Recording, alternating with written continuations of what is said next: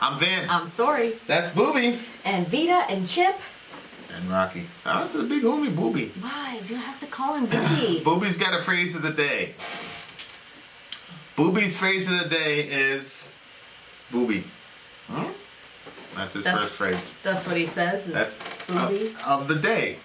That's a like a very versatile term. Oh, really? To the pure, all things are pure. Well, look at your comment section, sir, and you'll see. Well, that just proves my point. All right. Set Moving yourself right along. up for that one, miss.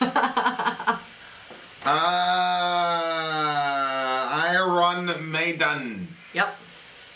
I'm a fan of Maiden.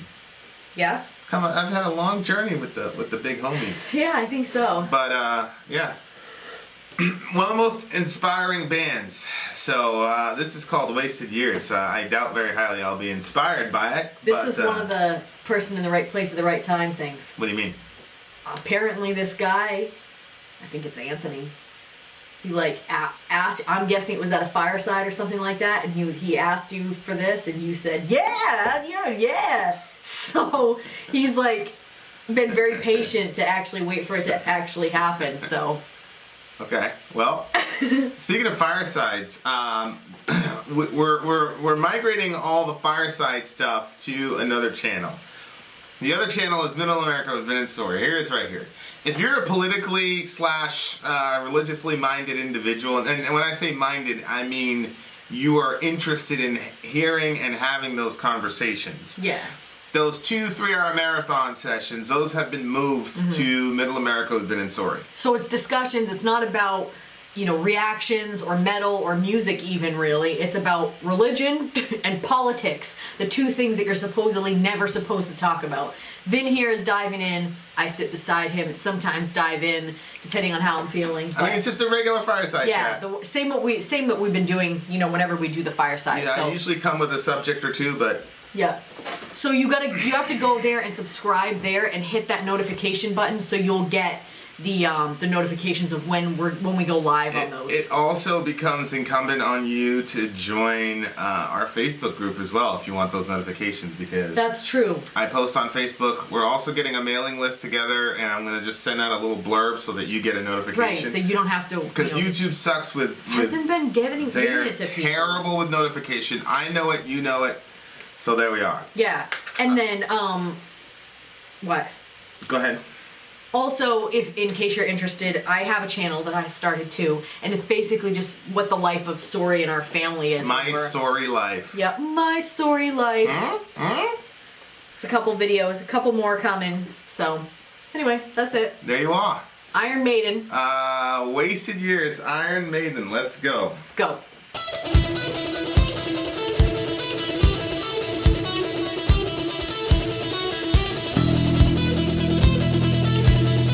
That guy.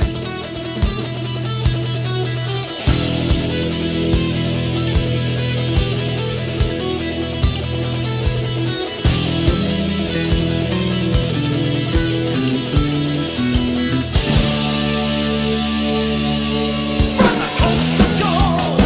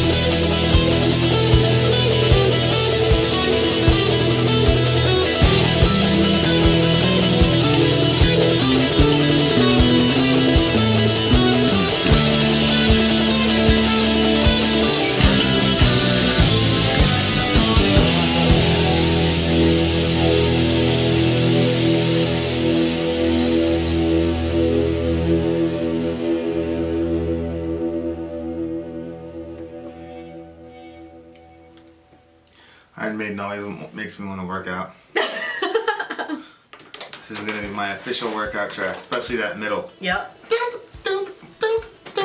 This one was, I like this one. This one had I think the theme, from what I understood of it, was, it seems like maybe that there was a messed up relationship, and then, but he's saying, like, don't stop thinking about, like, all the wasted, like, don't, like, think about all the things, because it seems like when he started thinking about the person that he was missing, it started making him feel all bummed out and whatnot. Well, that's verse 2. Verse 1, he's just talking about missing home.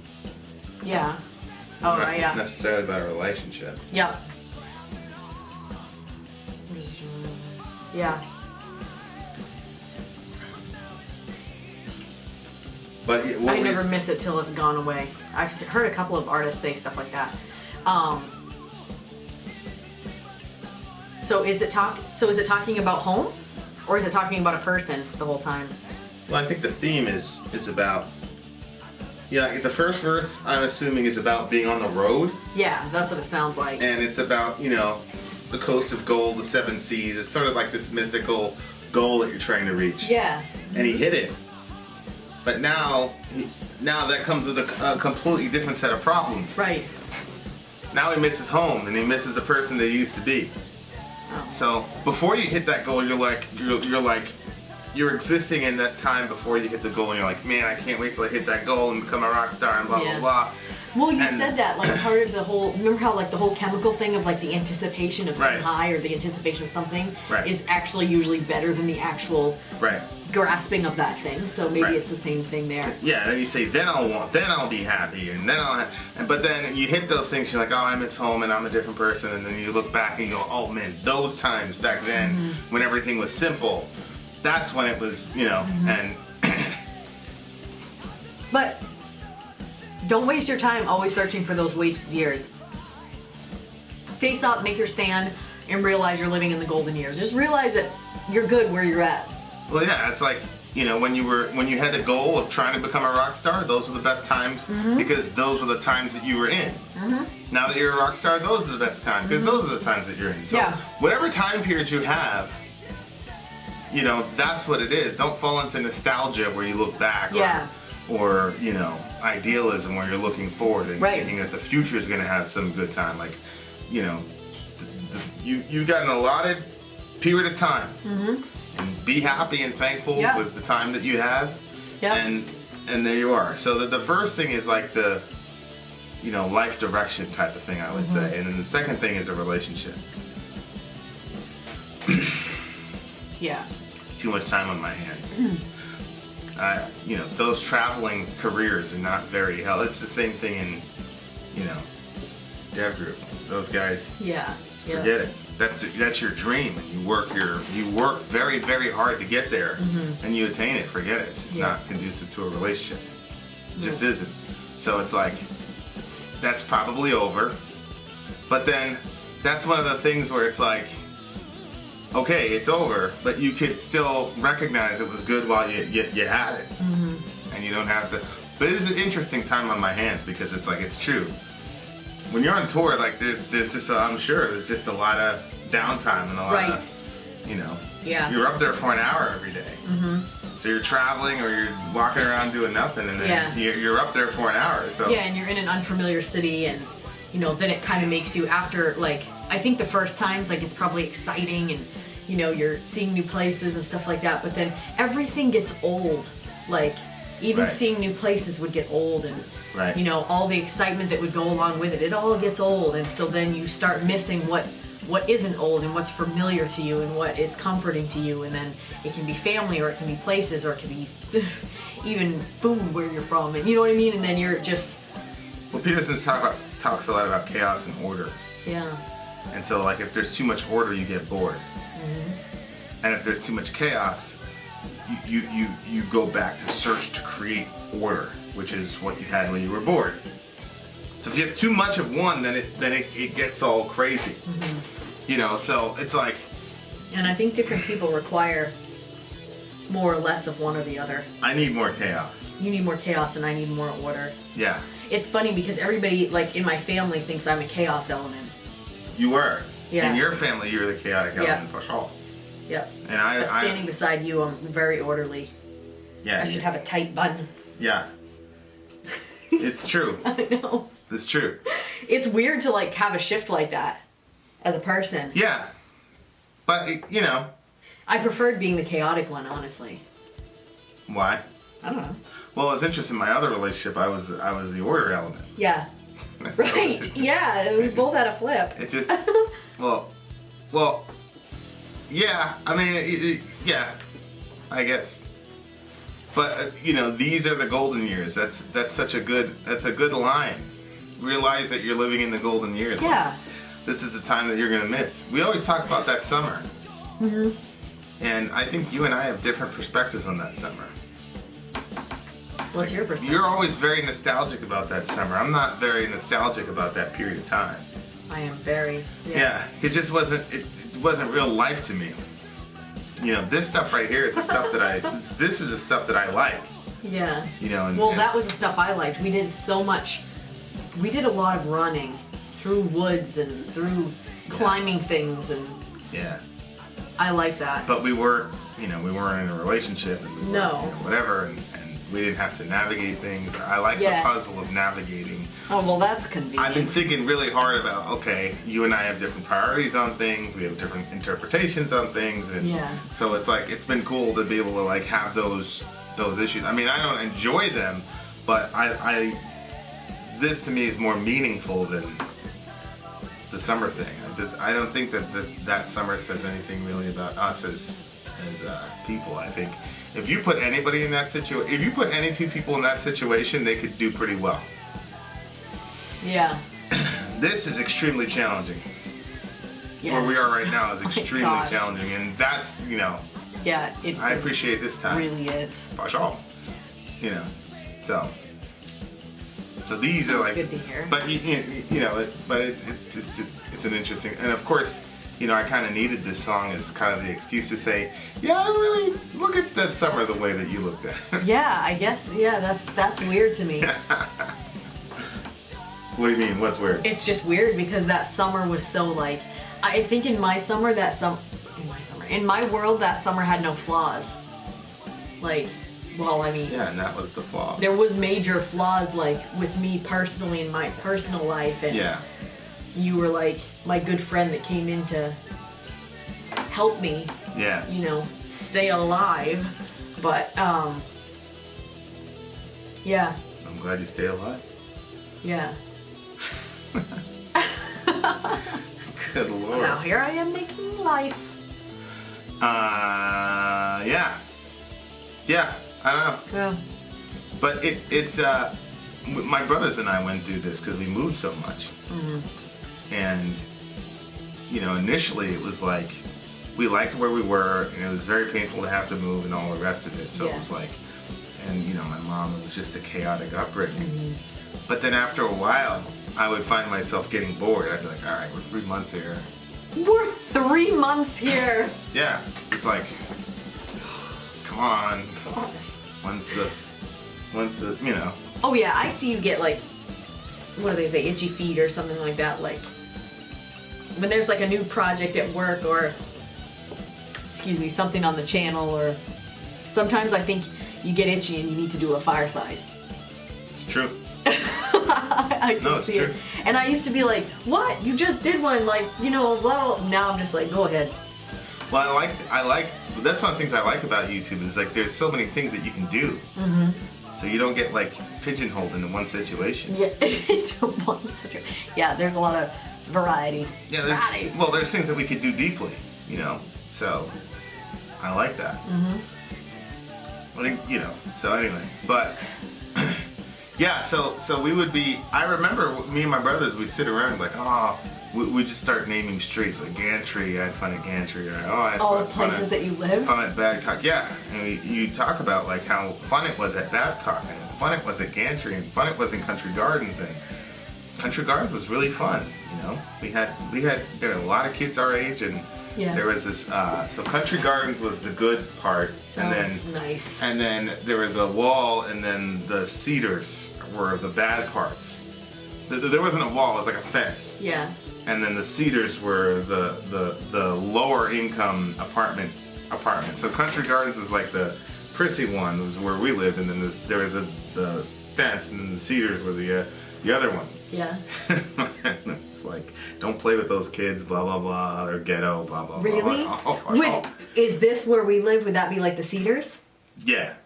Yeah. Yeah. And but they'd come to play. They'd play football with us and all the rest. she of wouldn't this send country them girl. away. I mean, my older brother's best friend came from the Cedars. You know what I mean? So Yeah. it was like, you know, so yeah, Palm Bay, Florida. Sometimes like I think I Googled it to see if it was still around. Well, is it still nice? Well, I mean, Was it condos or was it like apartments? it was apartments, but you know, it's like, you know, it was one of those situations where after a while we began to realize that we kept saying it was better in the other place. Oh, really? So you You guys know? could just... So it's like we started to figure out, wait a second. Yeah. You know what I mean? Like, oh yeah, and then there was Country Gardens too. I forgot about. Oh yeah, it looks exactly the same. That's exactly how they all look. Yep, there it is, Country Gardens. It looks clean. Yeah, And bright. Yeah, it was really good, and it didn't have that smelly water either. Oh man, yeah. Florida has really nasty smelling water. Yeah, it's the sulfur stuff. The Cedars, Yeah. the Cedars had terrible. But my point is, like, it was always like, Yeah. oh, This is cute. it was always like, oh, you know, yeah, $750, yeah, 3 bedrooms, $750. Less than what we pay. It was always one of those things where it was like, see, we need to move to Florida. This But- person says, if I could give this place a 0, I would. Apparently they have gone downhill because the apartment needs a lot of work. I've never encountered such rude and nasty office staff. Our guy was good. I liked him a lot. But anyway, Did they have a pool in there? I have one more question. They had a Okay. pool, basketball court. So it was like every place we went, there was always, oh, it was better here, it's better here, it's better here. And we finally figured out, like, oh, okay, Wow. you know, there was good stuff everywhere. Yeah. There's also cops coming every other month because, you know, stuff was happening. So Wow. I mean, not in the neighborhood in our house. We wished it was in the neighborhood. It was always our house. Oh my God, Vin. It's always our house. We wished it was in the neighborhood. Yeah, you'd be walking. Did you home- get embarrassed? Because you don't get embarrassed easily. No, I was just very annoyed though because people were like, "What's wrong? What happened?" Da, da, da, da. You hate when people cry and all Well, that. I just don't like people prying to get into other people's business. You don't really care. You just want to get Sure. into other people. Yeah, I'm like, Sure. yeah. We were always very private. There's always some like crazy problem happening. You so- do that with your eyes when you don't want to talk. Yeah, like They half close it. Yeah, And you do yeah. that lick thing. But my older brother was always handling those types of situations anyway. So He did. yeah, he Well, people would go to him for the information. well, I just wouldn't talk. He's to him. more approachable. He's a lot more approachable. I just wouldn't talk to people. Yeah. So I just your fucking business. What if it was a pretty girl? Would you say that same thing? Oh, I had zero interest in girls when I was living in Country Garden. Zero. How old were you? There was 8, 9, 10. Oh, is that when you were doing 9, 10, baseball and all 11, that? 10, 11, right before baseball season started. Right before baseball, because after Country Gardens we moved to Babcock, which is where I met Tristan and Floyd and we started playing baseball. But I wish there was kids our. there's a little Puerto Rican girl or whatever, and her cousin had a big crush on me, but I had zero interest in her whatsoever. I just wanted to do my taekwondo. That's all I cared about was taekwondo. That's it. I just wanted to perfect my craft and be the best one. We had these tournaments, and I wanted to stay undefeated and whatever. Huh. Like I had, and it wasn't like girls are gross. It was just no interest. Yeah. Jennifer likes you. I don't care. You sounded like Colin. Don't care. I don't care. I don't care. But anyway, like those, it's like I look back at, speaking of golden years, it's like you look back and it's like, oh man, you had a really crazy childhood. I had bad parts of my childhood, but I also had fun. Mm-hmm. I really enjoyed taekwondo. I enjoyed football. I enjoyed baseball. I enjoyed, running around. Mom got you all those fun gifts too. Yeah, in Florida, I enjoyed Florida a ton. I had a lot of really, really good memories in Florida. Your mom's a good cook too, right? Oh yeah, for sure. And I had good times with my brothers, and Yeah. we really, when I was a teenager, I was like, you moved us all around, we never had stability, and my mom was like, shut up, you get to see the whole country. She didn't walk around in that false guilt or that. No, my mom did not carry any of this. No false guilt, none of that. She basically said, shut up. You got to see the entire country. You got to cut school and go on vacation for 2-3 weeks in Georgia, which we did. We were in Maine, and she just put us in a car and drove us to Georgia, and we hung out at the Coca-Cola factory and this place and that place and saw Braves game. No reason. And then we went back to school. And then they're like, well, we're going to have to think about holding them back. And my mom was like, no, you're not doing any such thing.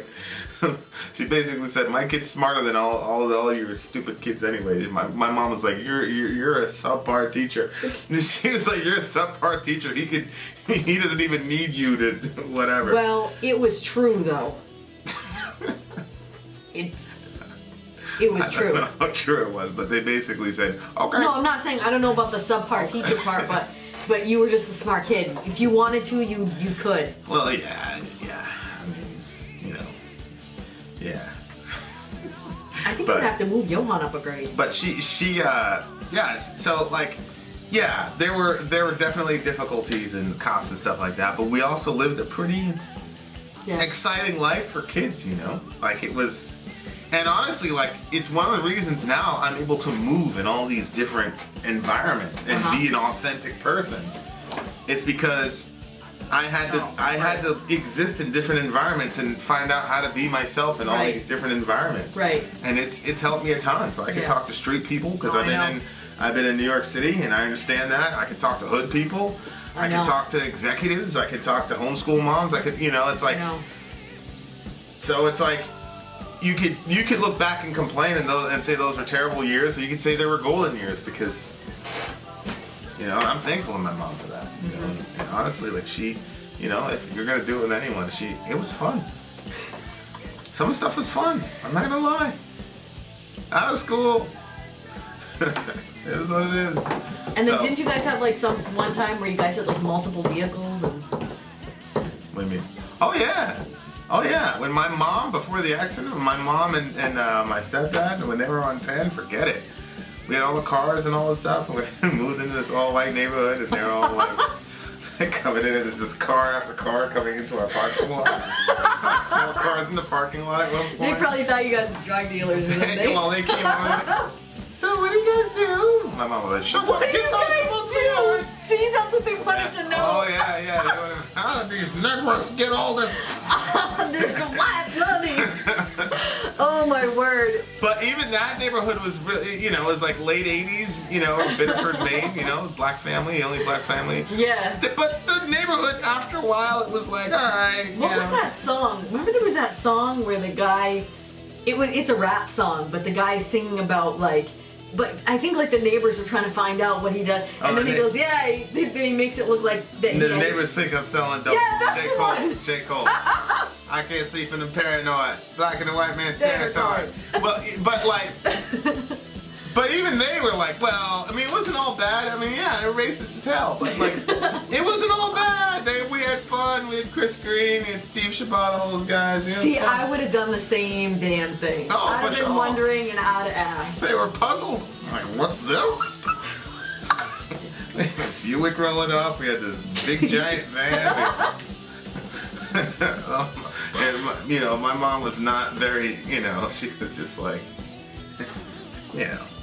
So anyway. Do you think Zoe's gonna look a lot like her? Probably. Sometimes when she looks, especially when she puts that lipstick on. Well, it's just she has her spirit like on 10. Like me and Zoe carried my mom's spirit, like that whole like I don't care. My mom didn't care. Yeah. There must be some like genetic. There's some probably thing that's missing from me and her and my mom that everybody else has. Sayla will say, I don't care. But she looks like she does care. Yeah. Me and Zoe will forget to even say we don't care. That's how much we don't care. Yeah, oh yeah. We won't even remember to tell you we don't care. It's not worth it. I said I was editing and like she loves the video of it's gonna be going up on the Sori channel, but she likes My Sori Life. My not Sori the Sori Life. channel. Yeah, I'm sorry, My Sori Life. So she wants to, there's a video of me putting the paint on her for Halloween. And she's like, and I put it like, speeded it up so that way it wouldn't take so long. People never watch to the end. Anyway, she's like, she gets a huge kick out of like watching herself for that extended period of time. And then she was like, wow, she's like, this is really good. And I was like, yeah, that's because I'm an amazing editor. I'm just the best. Like, there's literally no one better than me. And then I looked at her, I'm like, who am I? She's like, me. I'm like, Zoe? Yeah. yeah. Yeah. Yeah. Yeah. Yeah. Say what you want. That was my. So we had fun. So those were the golden years. I mean, yeah, it was definitely tough upbringing, definitely hard times, but it's like, you know. Yeah. So it's the same thing here. Like it's tough stuff here, doing a YouTube channel, but you know you can look at it like, oh, poor you. 75,000 people have signed up to see your content every day, and 13.5 million people. You know your stuff has been viewed 13.5 million times. Poor you. You know it's like you have to grind and it's hard work and you miss out on time with your kids, or you miss out on time with, you know, whatever, but then on the back end you get to take vacations with your kids because people love your channel so much that they throw $1 here and you know like it, so it just there's that give and take in life, and if you want life to be like the exact like perfect way, then of course you're gonna miss out on the golden years because this side of the resurrection, it's not happening. Right. Like, it's not happening. So it's like, live it up when you have it, you know. And that's one of the things, like when my mom wasn't dealing with like, when depression didn't like completely knock her out, she just lived it up. Yeah. All right, we're going to Florida. Of course, we're moving away from everything we know and love, but we're going to Florida. Hey, get the Buick, let's go. We're driving. You know, like we have this talking car. She had this like Nissan, this little Nissan thing that would talk. Your keys in the ignition. You were running low on oil. Yeah. Late 80s, early 90s. Yeah. Jamie used to call it the future car. Yeah. So, I mean, there you are. So, I like the song. It's a soundtrack to my life to some degree. What do you give it? It's a strong, solid 9. Yeah, that's what I was giving it to. I love that middle.